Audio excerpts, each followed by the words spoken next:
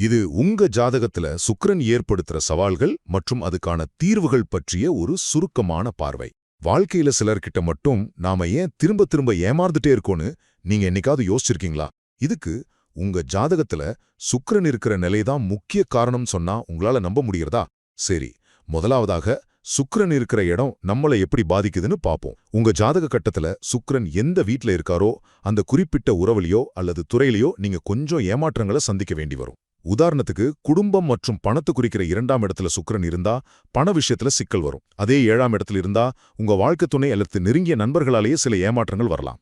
அடுத்து இரண்டாவதாக இதிலிருந்து தப்பிக்க என்னென்ன எளிய பரிகாரங்கள் இருக்குன்னு பார்க்கலாம். ரொம்ப சுலபம். மொத்தவங்களுக்கு வெள்ளை நிற உடைகளை தானம் பண்ணலாம். அப்புறம் சுக்கிரனுக்கு உகந்த தானியமான மொச்சைய அடிக்கடி சமைச்சு சாப்பிடலாம்.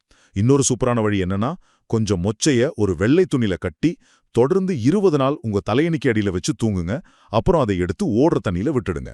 இது உண்மையிலே ஒரு சிறப்பான பரிகாரம். இறுதியாக மத்தவங்களை எப்பவுமே ஏமாத்தாத அள்ளி கொடுக்கிற 3 நட்சத்திரங்களை பத்தி தெரிஞ்சுக்கலாம். அதுதான் பரணி, பூரம், அப்புறம் பூராடம். இந்த நட்சத்திரத்துல பிறந்தவங்க கண்டிப்பா மத்தவங்களை ஏமாட்ட மாட்டாங்க. அது மட்டும் இல்லாம அடுத்தவங்ககிட்ட இருந்து வாங்குறத விட அவங்களுக்கு மனசார நிறைய கொடுக்கிற அற்புதமான குணம் இவங்களுக்கு இயல்பாகவே இருக்கும். மொத்தத்துல உங்க ஜாதகத்துல சுக்கிரனோட நிலையை நீங்க சரியா புரிஞ்சுக்கிட்டா போதும். தேவையில்லாத ஏமாற்றங்களை தவிர்த்துட்டு வாழ்க்கையில ரொம்ப ஈஸியா ஜெயிச்சிடலாம்.